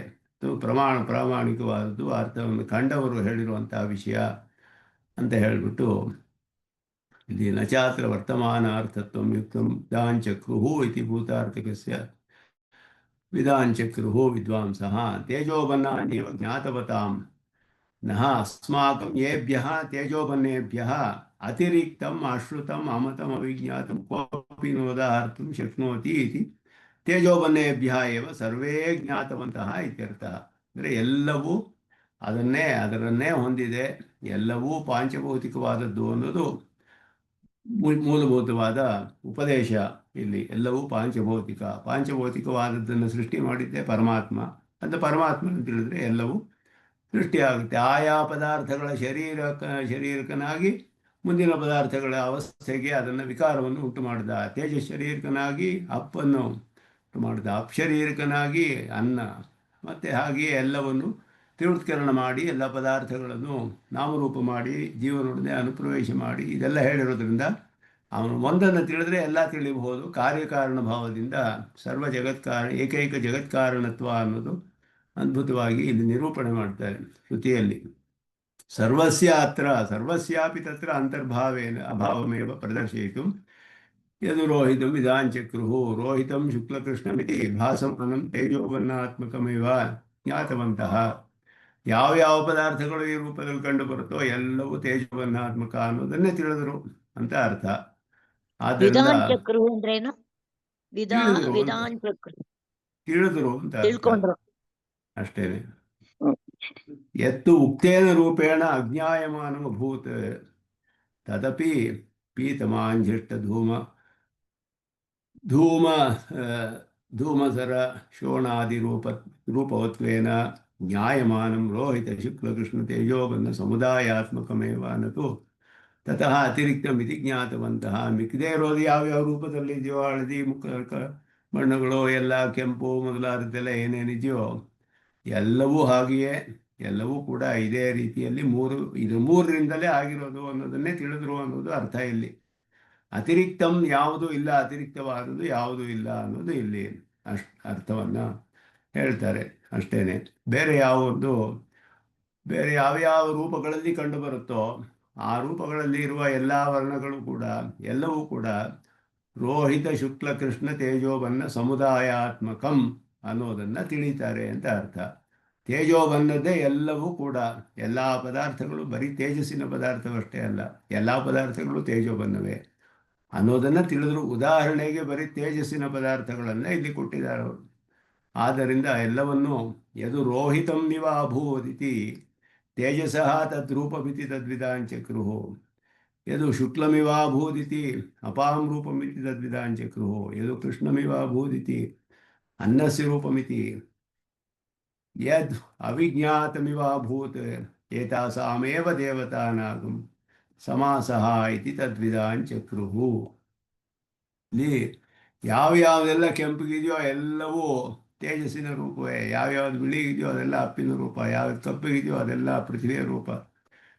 ಇದರಲ್ಲೇ ಮಿಶ್ರಣದಿಂದಲೇ ಎಲ್ಲವೂ ಉಂಟಾಗಿದೆ. ಬೇರೆ ಎಲ್ಲ ಪದಾರ್ಥಗಳು ಇಲ್ಲಿ ಹೇಳಿರುವ 3 ತೇಜಸ್ಸು ಪದಾರ್ಥಗಳು ಅಷ್ಟೇ ಅಲ್ಲ, ಆದಿತ್ಯ ಚಂದ್ರಂಸ ಅಲ್ಲ, ಬೇರೆ ಯಾವುದು ಇದೆಯೋ ಏನೇನಿದೆಯೋ ಎಲ್ಲವೂ ಕೂಡ ಸಕಲವೂ ಇವು 3ರಿಂದಲೇ ಆಗಿರೋದು ಅನ್ನೋದನ್ನು ಯತು ಅವಿಜ್ಞಾತಂ ಯದ್ವಿಜ್ಞಾತಮಿವ ಅಭೂದಿತಿ ಯದ್ವಿಜ್ಞಾತಮಿವ ಅಭೂತ್ ಯದ್ವಿಜ್ಞಾತಮಿವ ಅಭೂತ್ ಯದು ಅವಿಜ್ಞಾತಮಿವ ಅಭೂತ್. ತಿಳಿದೇ ಇರೋ ಹಾಗೆ ಯಾವುದಿದೆ ಅಂತ ಅನಿಸುತ್ತೋ ಏತಾಸಾಮೇವ ದೇವತಾನಾಂ ಅಂತ ಹೇಳಿದ್ರೆ ತಿಸ್ರೋ ದೇವತಾ ಅಂತ ಹೇಳಲ್ಪಟ್ಟ ತೇಜಸ್ಸು ಅಪ್ಪು ಅನ್ನ ಇವುಗಳ ಸಮಾಸಃ, ಇವುಗಳ ಮಿಶ್ರಣ ಇತಿ ತದ್ವಿಧಾಂಚಕ್ರುಹು, ಮಿಶ್ರಣವೇ ಅಂತ ಅದನ್ನು ತಿಳಿದರು ಅಂತ ಹೇಳಿರೋದ್ರಿಂದ ಈಗಲೂ ಹಾಗೆಯೇ ಅಂತ ಅರ್ಥ. ಎಲ್ಲ ಸಮಯದಲ್ಲಿಯೂ ಅದುವೇ, ಬೇರೆ ಅದಕ್ಕಿಂತ ಹೆಚ್ಚು ಅನ್ನೋದು ಯಾವುದು ಕೂಡ ಯಾರು ತಿಳಿಯಲಿಲ್ಲ ಅನ್ನೋದು ಅದನ್ನು ತಿಳಿಸ್ತಾರೆ. ಯಥಾತು ಖಲು ಸೌಮ್ಯೈಮಾಸ್ತಿಸ್ರೋ ದೇವತಾ ಪುರುಷಂ ಪ್ರಾಪ್ಯ ತ್ರಿವೃತ್ಕೈಕಾ ಭವತಿ ತನ್ಮೇ ವಿಜಾನೀಹಿ. ಈಗ ಇನ್ನೊಂದು ವಿಧೆಯಲ್ಲಿ ತ್ರಿವೃತ್ಕರಣ ಇಲ್ಲಿ ಕಾರ್ಯ ಪ್ರಪಂಚದಲ್ಲಿ ಆಗುವಂತಹ ಒಂದು ಇದಕ್ಕೂ ತ್ರಿವೃತ್ಕರಣ ಅಂತಲೇ ಉಪಯೋಗಿಸಿದೆ ಶಬ್ದವನ್ನು ಶ್ರುತಿ. ಆದರೆ ಅದು ತ್ರಿವೃತ್ಕರಣವಲ್ಲ. ಇಲ್ಲಿ ಈ 3 ಪದಾರ್ಥಗಳು ಒಬ್ಬ ಮನುಷ್ಯನನ್ನು ಪ್ರವೇಶಿಸಿ 3 ಭಾಗವಾಗಿ ವಿಭಾಗವಾಗುತ್ತೆ. ಅದು ಹೇಗೆ ಆಗುತ್ತೆ ಅನ್ನೋದನ್ನು ತಿಳಿಸ್ತೀನಿ ನಿನಗೆ ಅಂತ ತಿಳಿಸ್ತಾರೆ. ಈಗ ಈ ತೇಜಸ್ಸು ಅಪ್ಪು ಅನ್ನೋದು ಒಬ್ಬ ಮನುಷ್ಯನನ್ನು ತೇಜೋ ಪದಾರ್ಥಗಳು, ಹಾಗೆಯೇ ದ್ರವ ಪದಾರ್ಥಗಳು, ನೀರು ಅದರ ಪದಾರ್ಥಗಳು, ಮತ್ತು ಅನ್ನ ಮೊದಲಾದ ಪದಾರ್ಥಗಳು, ಇದೆಲ್ಲವೂ ಒಬ್ಬ ಮನುಷ್ಯನನ್ನು ಹೊಂದಿ ಅವನನ್ನು ಪ್ರವೇಶಿಸಿದಾಗ, ಅವನಿಂದ ಸೇವಿಸಲ್ಪಟ್ಟಾಗ 3 ಭಾಗವಾಗಿ ವಿಭಾಗವಾಗುತ್ತೆ. ಅದನ್ನು ನಾನೀಗ ತಿಳಿಸ್ತೀನಿ ಅಂತ ಹೇಳ್ತಾ ಇದ್ದಾರೆ. ಇದು ಎಲ್ಲ ಪದಾರ್ಥಗಳಲ್ಲಿಯೂ ಇದೆಲ್ಲ ನೋಡಬಹುದು ಅನ್ನೋದು ಒಂದು ಮುಖ್ಯವಾದ ಉಪದೇಶ ಇಲ್ಲಿ. ಏವಂ ಸರ್ವಸ್ಯಾಪಿ ಪ್ರಪಂಚಸ್ಯ, ಇದುವೇ ಇಲ್ಲಿ ಮುಖ್ಯ ಉಪದೇಶ. ಸರ್ವ ಪ್ರಪಂಚವು ತ್ರಿವೃತ್ಕೃತ ತೇಜೋಬನ್ನ ರೂಪತ್ವೇನ ತ್ರಿವೃತ್ಕರಣ ಮಾಡಲ್ಪಟ್ಟ ತೇಜೋಬನ್ನದ ರೂಪವಾಗಿದ್ದರಿಂದ ಅಭೇದಂ ಪ್ರಸಾದ್ಯ, ಅದಕ್ಕೆ ಅಭೇದವಾದದ್ದು, ಅದಕ್ಕೂ ಇದಕ್ಕೂ ಭೇದವಿಲ್ಲ, ಎಲ್ಲ ತ್ರಿವೃತ್ಕರಣವೇ ಅನ್ನೋದನ್ನು ಸ್ಪಷ್ಟವಾಗಿ ತಿಳಿಸಿ ಅಧ್ಯಾತ್ಮಂ ಶರೀರದ ಒಳಗಡೆ ಇರುವಂಥದ್ದು, ಮಾಂಸ ಲೋಹಿತಂ ಮಜ್ಜ ಅಸ್ಥಿ ಲಕ್ಷಣಸ್ಯ ದೇಹಸ್ಯ. ಆತ್ಮ ಅಂದರೆ ಇಲ್ಲಿ ದೇಹ ಅಂತ ಅರ್ಥ, ಅಧ್ಯಾತ್ಮ ಅಂದರೆ ದೇಹವನ್ನು ಕುರಿತು ಆ ದೇಹದ ವಿಷಯದಲ್ಲಿ ಇರುವಂತಹ ಮಾಂಸ ಲೋಹಿತ ಮಜ್ಜ ಅಸ್ಥಿ ಇವುಗಳೆಲ್ಲ ಹೊಂದಿರುವಂತಹ ಈ ದೇಹವಿದೆಯಲ್ಲ, ಇದು ತ್ರಿವೃತ್ಕೃತ ತೇಜೋಬನ್ನ ಅಭೇದಂ, ಈ ತ್ರಿವೃತ್ಕರಣ ಮಾಡಲ್ಪಟ್ಟ ತೇಜೋಬನ್ನದಿಂದಲೇ ಅದು ಕೂಡ ಆಗಿರೋದು ಅನ್ನೋದನ್ನು ಇಲ್ಲಿ ತಿಳಿಸ್ತಾರೆ. ಇಂದ್ರಿಯ ಮನಃಪ್ರಾಣಾನಾಂಚ, ಇಂದ್ರಿಯಗಳು ಮನಸ್ಸು ಪ್ರಾಣ ಈ ಪದಾರ್ಥಗಳೆಲ್ಲ ಬೇರೆ ಬೇರೆ ಆಗಿದೆ. ಈಗ ದೇಹ ಇದೆ, ಮೊದಲು ಪ್ರಪಂಚದಲ್ಲಿ ಕಂಡುಬರುವ ಅಚೇತನ ಪದಾರ್ಥಗಳು ಯಾವ್ಯಾವುದು, ತೇಜಸ್ಸು ಅಪ್ಪು ಅನ್ನೋ ಇವುಗಳೆಲ್ಲ ತ್ರಿವೃತ್ಕರಣ. ಈಗ ದೇಹ ಇಂದ್ರಿಯ ಮತ್ತು ಪ್ರಾಣ ಇದರ ಸೃಷ್ಟಿಯೇ ಬ್ರಹ್ಮಸೂತ್ರದಲ್ಲಿ ಇದುವೇ ಕಾರ್ಯಪ್ರಪಂಚದ ಸೃಷ್ಟಿ ಹೇಳುವಾಗ ಪಂಚಭೂತಗಳ ಸೃಷ್ಟಿ, ಇನ್ನು ಮತ್ತೆ ದೇಹ ಇಂದ್ರಿಯಗಳು ಮನಸ್ಸು ಮತ್ತು ಪ್ರಾಣ ಎಲ್ಲವೂ ಕೂಡ ಪರಮಾತ್ಮನದಲ್ಲೇ ಸೃಷ್ಟವಾಗಿದ್ದು ಅನ್ನೋದು ಹೇಳಲ್ಪಟ್ಟಿದೆ. ಅದರಲ್ಲೆಲ್ಲ ಇದು ವಿಷಯವಾಕ್ಯಗಳಾಗಿ ತಗೊಳ್ತಾರೆ. ಇದನ್ನು ಈ ಪ್ರಕರಣದಿಂದಲೇ ಎಲ್ಲವೂ ಪರಮಾತ್ಮನ ಕಾರ್ಯವೇ ಅಂತ ಹೇಳಬೇಕು. ಇಲ್ಲಿ ಕಂಡು ಬರುವ ವಿಧವಾದ ಪದಾರ್ಥಗಳು, ಅದರ ಬಗ್ಗೆ ನಮಗೆ ಸಂದೇಹ ಬರ್ಬೋದು. ಪ್ರಾಕೃತ ಪದಾರ್ಥ ನೋಡಿದ್ರೆ ಇದು ಪೃಥ್ವಿ ಅಂದರೆ ಒಂದು ಪರ್ವತ ನೋಡಿ ತಿಳಿಬೋದು. ಪ್ರಾಣವನ್ನು ಹೇಗೆ ತಿಳಿಬೇಕು, ಇಂದ್ರಿಯವನ್ನು ಹೇಗೆ ತಿಳಿಬೇಕು, ದೇಹವನ್ನು ಹೇಗೆ ತಿಳಿಬೇಕು, ಇದೆಲ್ಲವೂ ಕೂಡ ತೇಜೋಬನ್ನದಿಂದಲೇ ಆಗಿರೋದು ಅನ್ನೋದು ಹೇಗೆ ತಿಳಿಯುತ್ತೆ, ಆ ವಿಷಯವನ್ನು ಹೇಗೆ ತಿಳಿಸ್ತೀನಿ ಅದನ್ನು ಹೇಳ್ತಾ ಇದ್ದಾರೆ ಇಲ್ಲಿ. ತ್ರಿವೃತ್ಕೃತ ತೇಜೋಬನ್ನ ಆಪ್ಯಾಯಿತತ್ವ ಪ್ರದರ್ಶಯಿತು ಪ್ರಸ್ತೌತಿ. ಆಪ್ಯಾಯಿತ ಅಂತ ಹೇಳಿದ್ರೆ ಅದರಿಂದ ಸಂತೋಷಪಡಿಸಲ್ಪಡುತ್ತೆ ಅಥವಾ ಪುಷ್ಟಿ ಕೊಡಲ್ಪಡುತ್ತೆ ಅಂತ ಅರ್ಥ. ಅದರಿಂದಲೇ ಪುಷ್ಟಿ ಆಗುತ್ತೆ, ಅದರಿಂದಲೇ ಇದು ಬೆಳೆಯೋದು ಅಂತ ಅರ್ಥ. ಯಥಾತು ಖಲು ವಿಜಾನೀಹಿ, ಅದನ್ನು ಮುಂದೆ ತಿಳಿಸ್ತೀನಿ ಅಂತ ಹೇಳ್ತಾರೆ ಉದ್ದಾಲಕರು. ಇನ್ನು ಮುಂದೆ ನಿನಗೆ ಅದನ್ನು ಹೇಳ್ತೀನಿ. ಈ ಅಧ್ಯಾತ್ಮದ ವಿಷಯದಲ್ಲಿ ಮನುಷ್ಯನನ್ನು ಪ್ರವೇಶ ಮಾಡಿದಾಗ ಮನುಷ್ಯನಲ್ಲಿ ಇರುವ ಪದಾರ್ಥಗಳು, ವಿಶೇಷವಾದ ಪದಾರ್ಥಗಳು, ದೇಹ ಇಂದ್ರಿಯಗಳು ಪ್ರಾಣ, 11 ಇಂದ್ರಿಯಗಳು ದೇಹ ಪ್ರಾಣ, ಇದರ ಕೂಡ ತೇಜೋಬನ್ನಾತ್ಮಕವೇ ಅನ್ನೋದನ್ನು ಈಗ ತಿಳಿಸ್ತಾರೆ. ಇದೆಲ್ಲವೂ ಪ್ರಾಕೃತ ಪದಾರ್ಥಗಳೇ ಇದು ಮುಖ್ಯವಾದ ಒಂದು ಮನಸ್ಸು ಪ್ರಾಣ ಇಂದ್ರಿಯಗಳು. ಅದೇ ಪ್ರಾಣವು ವಾಯುವಿಗಿಂತ ಬೇರೆ, ಸಾಮಾನ್ಯ ವಾಯುವಲ್ಲ, ಅದು ವಾಯು ವಿಶೇಷ ಅಂತ ಹೇಳಲ್ಪಟ್ಟಿದೆ. ಮನಸ್ಸು ಹಾಗೆಯೇ ಅಂತರಿಂದ್ರಿಯ, ಕರ್ಮೇಂದ್ರಿಯ, ಜ್ಞಾನೇಂದ್ರಿಯಗಳು, ದೇಹ ಇವುಗಳ ವಿಷಯದಲ್ಲಿಯೂ ಇದು ಕೂಡ ಎಲ್ಲ ತೇಜೋಬನ್ನಾತ್ಮಕವಾದದ್ದು ಅನ್ನೋದನ್ನು ಈಗ ಮುಂದೆ ತಿಳಿಸ್ತಾರೆ. ಅನ್ನಮಶಿತಂ ತ್ರೇಧಾ ವಿಧೀಯತೆ, ತಿನ್ನಲ್ಪಟ್ಟ ಅನ್ನವು 3 ವಿಭಾಗವಾಗಿ ಮಾಡಲ್ಪಡುತ್ತೆ. ತಸ್ಯ ಯಹ ಸ್ಥವಿಷ್ಠ ಧಾತು, ಸ್ಥೂಲವಾದ ಭಾಗ ಯಾವುದಿದೆಯೋ ಅದು ಪುರೀಶಂ ಭವತಿ, ಇದು ಮಲವಾಗಿ ಪರಿಣಾಮ ಹೊಂದುತ್ತೆ ಮನುಷ್ಯನಲ್ಲಿ. ಯೋ ಮಧ್ಯಮ ತತ್ ಮಾಂಸಂ, ಮಧ್ಯಮ ಭಾಗ ಒಂದು ಇದೆ, ಎಲ್ಲಲ್ಲಿಯೂ 3 ಭಾಗ ಇದೆ ಅಂತ ಹೇಳಿದ್ರು. ಸೂಕ್ಷ್ಮವಾದ ಭಾಗ, ಮಧ್ಯಮ ಭಾಗ, ಸ್ಥೂಲವಾದ ಭಾಗ, 3 ಭಾಗಗಳಿದೆ ಎಲ್ಲ ಪದಾರ್ಥಗಳಲ್ಲಿಯೂ. ಈ ಮಧ್ಯಮ ಭಾಗವು ಮಾಂಸವಾಗುತ್ತೆ. ಯಹ ಅನಿಷ್ಟ ತತ್ ಮನಃ, ಸೂಕ್ಷ್ಮವಾದ ಭಾಗವು ಮನಸ್ಸು ಅಂತ ಹೇಳಲ್ಪಟ್ಟಿತು. ಇಲ್ಲಿ ಅನ್ನದ ಪದಾರ್ಥಗಳಲ್ಲಿ 3 ಭಾಗ, ಸ್ಥೂಲವಾದ ಭಾಗ ಮಲವಾಗಿ ಹೋಗುತ್ತೆ, ಮಧ್ಯಮ ಭಾಗ ಮಾಂಸವಾಗುತ್ತೆ, ಸೂಕ್ಷ್ಮವಾದ ಭಾಗ ಮನಸ್ಸು ಅಂತ ಹೇಳಲ್ಪಟ್ಟಿತು, ಅದು ಮನಸ್ಸು ಅಂತ ಹೇಳಲ್ಪಟ್ಟಿದೆ.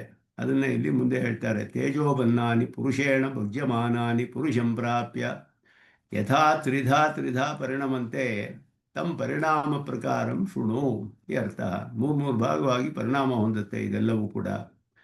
ಅನ್ನಮಶಿತಂ ತ್ರೇಧಾ, ಶಿತಂ ಪುರುಷೇಣ ಭುಕ್ತಂ, ಪುರುಷ ಅಂದರೆ ಎಲ್ಲರಿಂದಲೂ ಅಂತ ಅರ್ಥ. ಜಾಠರಾಗ್ನಿನ, ಬಾಡಿಲಿರೋ ಮೂಳೆ ಅದೆಲ್ಲ ಯಾವುದ್ರ ಪರಿಣಾಮ? ಬರುತ್ತೆ ಮುಂದೆ ಬರುತ್ತೆ, ಎಲ್ಲವೂ ಬರುತ್ತೆ ಮುಂದೆ. ಈಗ ಅನ್ನದ ವಿಷಯ ಮಾತ್ರ ಹೇಳ್ತಾ ಇರೋದು ಇಲ್ಲಿ ಮೊದಲು. ಇಲ್ಲಿ ಜಾಠರಾಗ್ನಿನ ಪಚ್ಯಮಾನಮನ್ನಂ, ಜಾಠರಾಗ್ನಿಯಿಂದ ಜೀರ್ಣಿಸಲ್ಪಟ್ಟ ಅನ್ನವು ಸ್ಥವಿಷ್ಠ ಮಧ್ಯಮ ಅನಿಷ್ಟ ರೂಪೇಣ ತ್ರೇಧಾ ವಿಭಕ್ತಂ ಭವತಿ, 3 ಭಾಗವಾಗಿ ವಿಭಾಗವನ್ನು ಹೊಂದುತ್ತೆ ಇದು. ಅದನ್ನು ಮೊದಲು ಹೇಳಿ ಇಲ್ಲಿ ಮಾಂಸ ರೂಪವಾಗಿ ಮಲ ಮಾಂಸ ಮೊದಲಾದದ್ದು ಆಗುತ್ತೆ ಅಂತ ಹೇಳಿದ್ರು. ಅಸ್ಥಿ ಅನ್ನೋದು ಮುಂದೆ ಬರುತ್ತೆ ಅದರಲ್ಲಿ.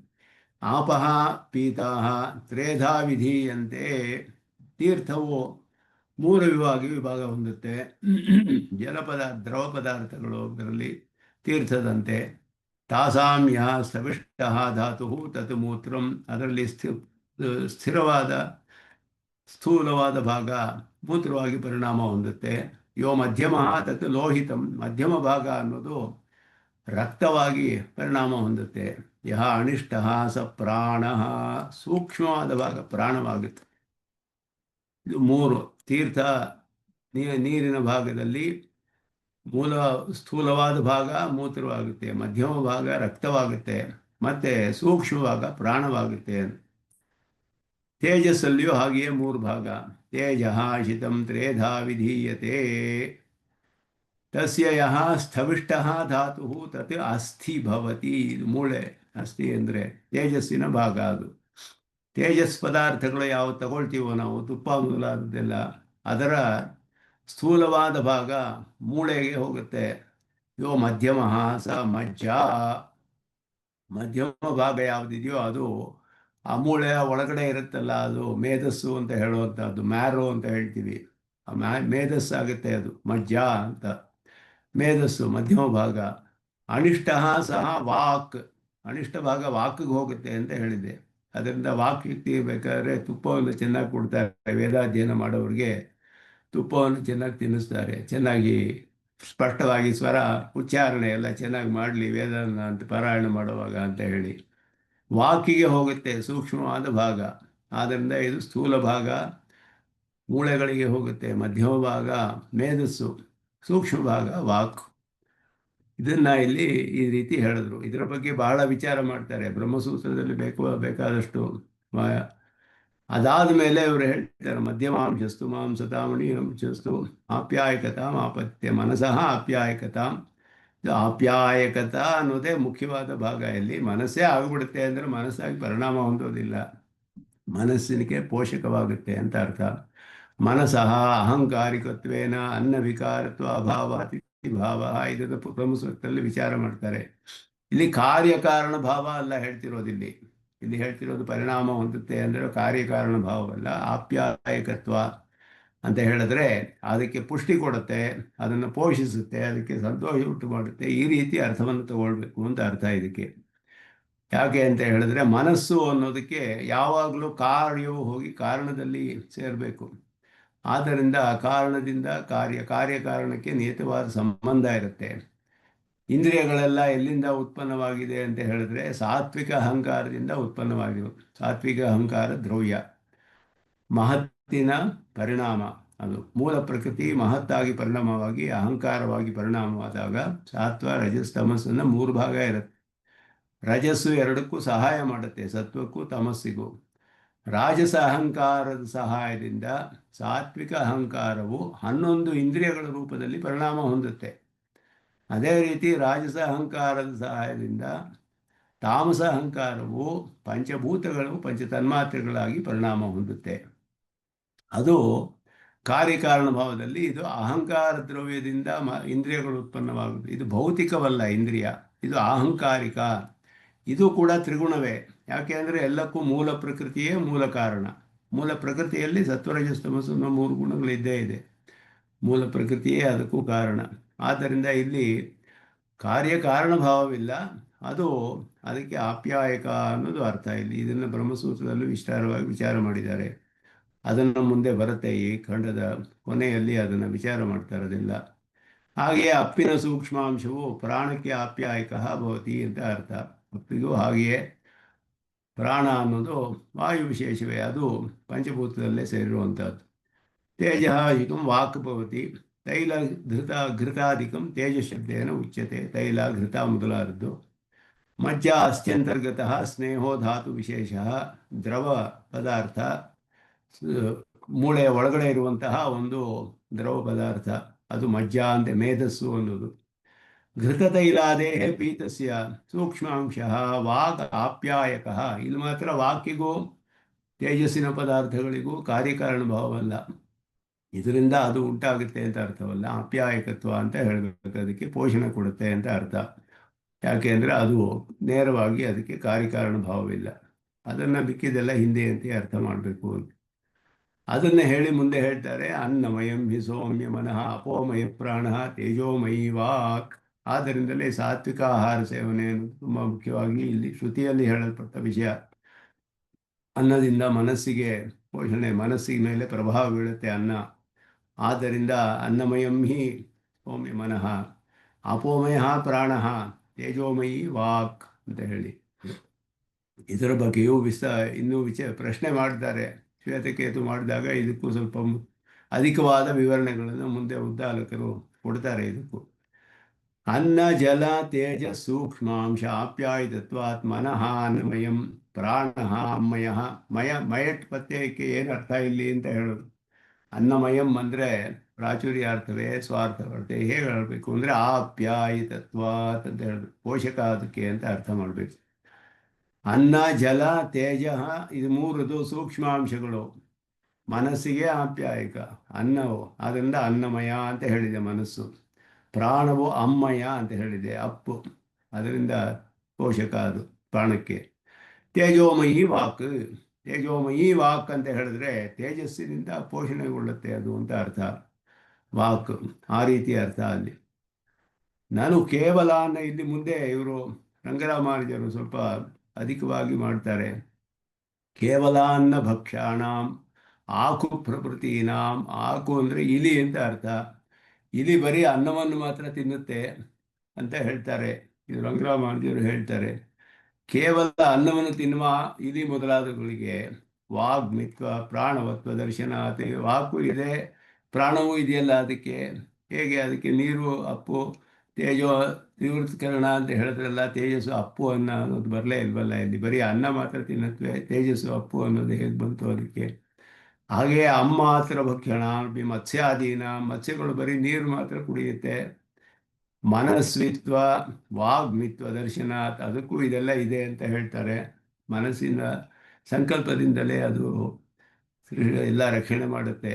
ತೇಜಸ್ಸು ಇದು ಮೀನುಗಳು ಅದನ್ನು ದೃಷ್ಟಿಯಿಂದಲೇ ರಕ್ಷಣೆ ಮಾಡುತ್ತೆ, ತನ್ನ ಮರಿಗಳನ್ನೆಲ್ಲ ಮಕ್ಕಳನ್ನೆಲ್ಲ ಮೀನು. ಹಾಗೆಯೇ ಘೃತತೈಲ ಮಾತ್ರ ಭಕ್ಷಣ ನಾಮಪಿ ಮನಸ್ಸಿತ್ವ ಪ್ರಾಣವತ್ವ ದರ್ಶನ ಕಥಂ. ಇದು ಹೇಗೆ ಒಪ್ಕೊಳ್ಳೋದು ಇದನ್ನು ಅಂತ ಹೇಳುವಾಗ, ಅನ್ನಮಯಮ್ಮಿ ಸೌಮ್ಯ ಮನಃ ಅಪೋಮಯ ಪ್ರಾಣ ತೇಜೋಮಯಿ ವಾಕ್ ಇತಿ ಉಪಪದ್ಯತೆ ಸರ್ವಸ್ಯಾಪಿ ಸರ್ವಸ್ಯಾಪಿ ಭಕ್ಷ್ಯಸ್ಯ ತೇಜೋಬಂಧರೂಪತೆಯ ಅನ್ನಮಯಂ ಹಿ ಸೌಮ್ಯ ಮನಃ ಅಪೋಮಯ ಪ್ರಾಣ ತೇಜೋಮಯಿ ವಾಕ್ ಇತ್ಯುಪಪದ್ಯತೆ ಮುಖ್ಯತಿ. ಎಲ್ಲವೂ ತೇಜೋ, ಆದ್ದರಿಂದ ಎಲ್ಲವೂ ತ್ರಿವತ್ಕರಣವಾದ ಮೇಲೆ ಎಲ್ಲವೂ ಕೂಡ ತೇಜೋ ಬನ್ನವೇ. ಆದ್ದರಿಂದ ನಮಗೆ ಕಂಡು ಬರೋದು ತಿಳಿದು ಬರೋದಿಲ್ಲ ನಮಗೆ. ಅದರಲ್ಲಿಯೂ ಎಲ್ಲ ಅಂಶವೂ ಇದೆ ಅಂತ ಅರ್ಥ. ಅನ್ನದಲ್ಲಿಯೂ ನೀರಿನ ಅಂಶವೂ ಇದೆ, ತೇಜಸ್ಸಿನ ಅಂಶವೂ ಇರುತ್ತೆ. ಅನ್ನ ಅಂತ ಹೇಳಲ್ಪಡುತ್ತೆ ಯಾಕೆ ಅಂದರೆ ಅಧಿಕವಾದ ಅಂಶ ಅನ್ನ ಅದರಲ್ಲಿರೋದು, ಆದ್ದರಿಂದ ಅನ್ನ ಅಂತ ಹೇಳಲ್ಪಡುತ್ತೆ. ಅದರಲ್ಲಿಯೂ ನೀರು ತೇಜಸ್ಸಿನ ಅಂಶಗಳು ಇರಲೇಬೇಕು. ಎಲ್ಲದರಲ್ಲಿಯೂ ಮೂರು ಅಂಶಗಳು ಇದೆ ಅಂದರೆ ಪಂಚಭೂತಗಳು ಎಲ್ಲದರಲ್ಲಿಯೂ ಇದೆ. ಪಂಚಭೂತದ ಅಂಶಗಳು ನಮಗೆ ಕಂಡು ಬರೋದು ಹಾಗೆ ಬರುತ್ತೆ, ತಿಳಿಯೋದಿಲ್ಲ ಸೂಕ್ಷ್ಮವಾದ ಅಂಶಗಳು. ಮತ್ತು ಅದು ಅಧಿಕವಾದ ಅಂಶದಿಂದಲೇ ವಾಗ್ವ್ಯವಹಾರ ನಡೆಯುತ್ತೆ. ಇಲ್ಲಿ ವ್ಯವಹಾರ ಲೋಕದಲ್ಲಿ ಅಧಿಕವಾದ ಅಂಶದಿಂದಲೇ ನಡೆಯಲ್ಪಡುತ್ತೆ ಅನ್ನೋದು ಅಲ್ಲಿ ಅದೊಂದು ಮುಖ್ಯವಾದ ಅರ್ಥ. ಅದನ್ನು ವಿವರಿಸಿದ್ರು. ಅದರಲ್ಲಿ ಅದೇ ಇಲ್ಲಿ ಹೇಳ್ತಾ ಇದ್ದಾರೆ, ಸರ್ವಸ್ಯಾಪಿ ತ್ರಿವೃತ್ಕೃತತ್ವೇನ, ಎಲ್ಲವೂ ತ್ರಿವೃತ್ಕರಣವಾದದ್ದೇ. ಆದ್ದರಿಂದ ಎಲ್ಲ ಪದಾರ್ಥಗಳು ಸರ್ವಸ್ಯಾಪಿ ಭಕ್ಷ್ಯಸ್ಯ, ತಿನ್ನೋ ಯಾವ್ಯಾವ ಪದಾರ್ಥ ಇದೆಯೋ ಎಲ್ಲದರೂ ತೇಜೋ ಬನ್ನವೇ ಎಲ್ಲವೂ. ಅನ್ನಮಯಂ ಸೌಮ್ಯ ಮನೆಹ ಅಂತ ಹೇಳಿರೋದು ಅದು ಉಪಪನ್ನವಾಗುತ್ತೆ ಅಂತ ಹೇಳ್ತಿದ್ದಾರೆ ಅಷ್ಟೇನೆ. ಅದರಲ್ಲಿ ಅಧಿಕವಾದ ಅಂಶವು ಮನಸ್ಸಿಗೆ ಆಪ್ಯಾಯಕವಾಗುತ್ತೆ. ಅನ್ನದ ಅಂಶ ಅದರಲ್ಲಿ ಸೂಕ್ಷ್ಮವಾದ ಅದರ ಅಂಶ ಇದ್ದರೆ ಅದು ವಾಕಿಗೆ ಹೋಗುತ್ತೆ. ಅದರಲ್ಲಿಯೂ ತೇಜಸ್ಸಿದ್ದರೆ ಅದು ವಾಕಿಗೆ ಹೋಗುತ್ತೆ ಅಂತ ಅರ್ಥ. ಹಾಗೆ ಮತ್ತೆ ಇವು ಶ್ವೇತಕೇತು ಪ್ರಶ್ನೆ ಮಾಡ್ತಾರೆ ಇಲ್ಲಿ, ಭೂಯ ಏವ ಮಾ ಭಗವಾನ್ ವಿಜ್ಞಾಪಯತು. ಇದು ಇನ್ನೂ ಸ್ಪಷ್ಟವಾಗಲಿಲ್ಲ ನನಗೆ, ಇದರ ಸಂಬಂಧವು ಇನ್ನೂ ಸ್ಪಷ್ಟವಾಗಲಿಲ್ಲ. ಅಪೋಮಯ ಪ್ರಾಣ ಅನ್ನಮಯ ಸೌಮ್ಯ ಮನಃ ಅಂತ ಹೇಳಿದ್ರಲ್ಲ, ಅನ್ನಮಯಂ ಮನಃ ಅಂತ ಹೇಳಿದ್ದೆ ಹೇಗೆ ಪ್ರಭು? ಆಪೋಮಯ ಪ್ರಾಣ ಇದೆಲ್ಲ ಹೇಳಿದ್ದು ನನಗೆ ಸ್ವಲ್ಪ ಅರ್ಥವಾಗಲಿಲ್ಲ. ಇನ್ನೊಂದು ಸ್ವಲ್ಪ ಇದನ್ನು ವಿವರಿಸಿ ಹೇಳಿ ಅಂತ ಪ್ರಶ್ನೆ ಕೇಳ್ತಾರೆ ಶ್ವೇತಕೇತು. ಭೂಯ ಏವ ಮಾ ಭಗವಾನ್ ವಿಜ್ಞಾಪಯತು. ಆಚಾರ್ಯರು ಹೇಗೆ ಮತ್ತೆ ಮತ್ತೆ ಎಷ್ಟು ಸತಿ ಕೇಳಿದ್ರು ಅದನ್ನೆಲ್ಲ ವಿವರಿಸ್ತಾರೆ, ಸ್ಪಷ್ಟವಾಗುವವರೆಗೂ ವಿವರಿಸ್ತಾರೆ ಅನ್ನೋದು ಇಲ್ಲಿ ತಿಳಿಯುತ್ತೆ. ಭೂಯ ಏವ ವಿಜ್ಞಾಪಯಿತು ಅಂದರೆ ತಥಾ ಸೌಮ್ಯ ಇತಿ ಹೋವಾಚ, ಹಾಗೇ ಆಗ್ಲಪ್ಪ, ಮತ್ತೆ ಹೇಳ್ತೀನಿ, ಇನ್ನು ವಿಸ್ತಾರವಾಗಿ ಹೇಳ್ತೀನಿ ಅಂತ ಹೇಳ್ತಾರೆ ಅವರು. ಅದು ಮುಂದೆ ಇಲ್ಲಿ ಹೇಳ್ತಾರೆ, ದಧ್ನ ಸೌಮ್ಯ ಮಧ್ಯಮಾನಸ್ಯೋ ಅಣಿಮ ಸಮೂರ್ಧ್ವ ಸ್ಫುದೀಶತಿ ತತ್ಸತ್ಪಿರ್ಭವತಿ. ಇಲ್ಲಿ ಹೇಳೋದು ಏನು ಅಂತ ಹೇಳಿದ್ರೆ, ಇಲ್ಲಿ ಊಟ ಮಾಡಿದ ಅನ್ನ ಅದು ಮನಸ್ಸಿಗೆ ಹೋಗುತ್ತೆ, ಅದರ ಅನ್ನದ ಅಂಶ, ನೀರಿನ ಅಂಶ ಪ್ರಾಣಕ್ಕೆ ಹೋಗುತ್ತೆ, ಹೀಗೆಲ್ಲ ಹೇಳಿದ್ರಲ್ಲ, ಅದು ಹೇಗೆ ಹೋಗಕ್ಕೆ ಸಾಧ್ಯ ಅಂತ ಹೇಳಿದಾಗ ಆ ಸೂಕ್ಷ್ಮವಾದ ಅಂಶಗಳೆಲ್ಲ ಅದರಲ್ಲಿದೆ ಅನ್ನೋದಕ್ಕೂ ಕೆಲವು ಉದಾಹರಣೆಗಳನ್ನು ಕೊಡ್ತಾರೆ. ಈಗ ಮೊಸರನ್ನು ಕಡಿದರೆ ಅದರ ಸೂಕ್ಷ್ಮವಾದ ಅಂಶ ಮೇಲೆ ಬಂದು ಬೆಣ್ಣೆಯಾಗಿ ಮೇಲೆ ಉಳ್ಕೊಳ್ಳುತ್ತೆ. ಸರ್ಪಿ ಅಂದರೆ ಇಲ್ಲಿ ತುಪ್ಪ ಅಂತ ಅರ್ಥ, ಬೆಣ್ಣೆಯಿಂದ ತುಪ್ಪ ತೆಗಿತಾರೆ. ಊರ್ಧ್ವ ಸಮುದೀಶತಿ, ಮೇಲೆ ಹೋಗುತ್ತೆ, ಅದು ಮೇಲೆ ಹೋಗಿ ಸೇರಿಕೊಳ್ಳುತ್ತೆ. ಈಶ ಅನ್ನೋದು ಗತಿ ಅನ್ನೋ ಅರ್ಥದಲ್ಲಿ ಬರುತ್ತೆ, ಈಶ ಧಾತು. ಸಮುದೀಶತಿ, ಉದೀಶತಿ, ಸಮ್ಯಕ್ ಈಶತಿ, ಮೇಲಕ್ಕೆ ಬರುತ್ತೆ. ಅದು ಸೂಕ್ಷ್ಮವಾದ ಅಂಶ ಮೇಲೆ ಬರುತ್ತೆ. ಅದನ್ನು ಮಥನ ಮಾಡಿದ್ರೆ, ಮೊಸರನ್ನು ಕಡಿದ್ರೆ ಚೆನ್ನಾಗಿ ಮೇಲಕ್ಕೆ ಬರುತ್ತೆ ಸೂಕ್ಷ್ಮವಾದ ಅಂಶ, ಅದು ತುಪ್ಪವಾಗಿ ಪರಿಣಾಮ ಹೊಂದುತ್ತೆ. ಆಮೇಲೆ ಮುಂದೆ ಅದನ್ನು ತಿಳಿಸ್ತಾರೆ ಇಲ್ಲಿ. ಭೂಯ ಮಾ ಭಗವಾನ್ ಏವಂ ಅಶಿತಾನಾಂ ತೇಜೋಬನ್ನಾನಾಂ ಸೂಕ್ಷ್ಮಾಂಶಃ ವಾಗಾದಿ ಆಪ್ಯಾಯಕಃ ಸಂತಿ ಇತ್ಯತ್ರ ನ ಮನಸೋ ವಿಸ್ರಂಭ. ವಿಸ್ರಂಭ ಅಂದರೆ ವಿಶ್ವಾಸ ಅಂತ ಅರ್ಥ. ನನ್ನ ಮನಸ್ಸಿನಲ್ಲಿ ಇದರ ಬಗ್ಗೆ ಯಾಕೋ ವಿಶ್ವಾಸ ಉಂಟುವಾಗಿಲ್ಲ, ಪೂರ್ತಿ ಅಂದರೆ ಇನ್ನೂ ಪೂರ್ಣವಾಗಿ ನನಗೆ ಅರ್ಥವಾಗಿಲ್ಲ. ತಿಂದ ಪದಾರ್ಥಗಳಲ್ಲಿ ಸೂಕ್ಷ್ಮಾಂಶವು ವಾಕು ಮೊದಲಾದಕ್ಕೆ ಆಪ್ಯಾಯಕವಾಗುತ್ತೆ ಅಂತ ಹೇಳಿದ್ರಲ್ಲ, ಪೋಷಣೆ ಅಂತ. ಈ ವಿಷಯ ನನಗೆ ಪೂರ್ಣವಾಗಿ ಅರ್ಥವಾಗಿಲ್ಲ, ಅದರಲ್ಲಿ ಇನ್ನೂ ವಿಶ್ವಾಸ ಉಂಟಾಗಿಲ್ಲ, ಸ್ವಲ್ಪ ಅದನ್ನು ಸ್ಪಷ್ಟ ಮಾಡಿ. ಭೂಯ ಪುನಃ ಅದು ಪುನಃ ಸ್ಪಷ್ಟಪಡಿಸಿ ಅಂತ ಅರ್ಥ ಇಲ್ಲಿ. ಸಮ್ಯಕ್ ದೃಷ್ಟಾಂತೈ ಅಮುಮರ್ಥಂ ದರ್ಶಯ ಇತಿ ಶಿಷ್ಯ ಪ್ರಾರ್ಥಯಾಮಾಸ ಅಂತ ಅರ್ಥ. ಚೆನ್ನಾಗಿ ಸ್ವಲ್ಪ ಇದನ್ನು ನನಗೆ ತಿಳಿಯೋ ಹಾಗೆ ಹೇಳಿ ಅಂತ ಪ್ರಾರ್ಥನೆ ಮಾಡ್ತಾನೆ ಶಿಷ್ಯನು ಅಂತ ಅರ್ಥ ಇಲ್ಲಿ. ಪ್ರಾರ್ಥನೆ ಮಾಡಿದ್ರೆ ಅವರು ಹೇಳ್ತಾರೆ, ಹಾಗೇ ಆಗ್ಲಪ್ಪ ಆಚಾರ್ಯ ಅಪಿ ತಥಾಸ್ತು ಇತಿ ಉವಾಚ ಇತ್ಯರ್ಥ. ಹಾಗೇ ಆಗಲಿ, ಮತ್ತೆ ನಿನಗೆ ವಿವರಣೆ ಮಾಡ್ತೀನಿ ಅರ್ಥ ಆಗೋ ಹಾಗೆ ಅಂತ ಹೇಳ್ತಾರೆ ಅವರು. ಅದು ಮುಂದೆ ಅದಕ್ಕೆ ಉದಾಹರಣೆಯನ್ನು ಕೊಡ್ತಾರೆ. ಮೊಸರಿನ ಮಥನ ಮಾಡಿದರೆ ಮಧ್ಯಮಾನಸ್ಯ ದಧ್ನಃ ಊರ್ಧ್ವಃ ಉದ್ಗತಃ ಅಣಿಯಾನಂಶಃ ಯಥಾ ಸರ್ಪಿಃ ಭವತಿ ಇತಿ ಅರ್ಥಃ. ಏವಮೇವ ಖಲು ತತ್ ಮನಸ್ಸಿನ ವಿಷಯದಲ್ಲಿ ಇನ್ನೂ ನನಗೆ ವಿಶ್ವಾಸ ಬರಲಿಲ್ಲ ಅಂತ ಅರ್ಥ. ಮನಸ್ಸಿಗೆ ಹೋಗಿ ಹೇಗೆ ಸೇರುತ್ತೆ ಅನ್ನ ಅಂತ ಹೇಳಿದ್ರಲ್ಲ, ಹಾಗೆ ತನ್ಮನಃ ಮನಸ್ಸಿಗೆ ಹಾಗೆಯೇ ಅದು ತನ್ಮನಃ ಭವತಿ ಅಂದರೆ ಉಕ್ತದೃಷ್ಟಾಂತವದೇವ ಔದರ್ಯೇಣ ಅಗ್ನಿನ ಅಂದರೆ ಉದರದಲ್ಲಿರುವ ಅಗ್ನಿ, ಜಾಠರಾಗ್ನಿ, ಪಚ್ಯಮಾನಸ್ಯ ಅನ್ನಸ್ಯ ಚೆನ್ನಾಗಿ ಪಚನವಾಗುವುದು ಅನ್ನದ ಯೋ ಅಣಿಯಾನಂಶ ಸೂಕ್ಷ್ಮವಾದ ಅಂಶ ಸಹ ಉದ್ಗತೋ ಮನೋಭವತಿ ಮೇಲೆ ಎದ್ದು ಮನಸ್ಸಿಗೆ ಆಪ್ಯಾಯಕವಾಗುತ್ತೆ. ಮನಸಃ ಆಪ್ಯಾಯಕೋ ಭವತಿ. ಸಮುದೀಶತಿ ಈಶಗತಿ ಹಿಂಸಾ ದರ್ಶನೇಶು ಧಾತು ಗತ್ಯರ್ಥಕವಾದ ಧಾತು ಈಶ ಅನ್ನೋದು. ಸಮುದೀಶತಿ ಚೆನ್ನಾಗಿ ಮೇಲೆ ಹೇಳುತ್ತೆ ಅಂತ ಅರ್ಥ. ಹಾಗೆ ಅಪಾಂವಾಗ್ಭವತಿ ಪೂರ್ವವತ್ ಅಂತ ಅರ್ಥ ಮಾಡೋದು.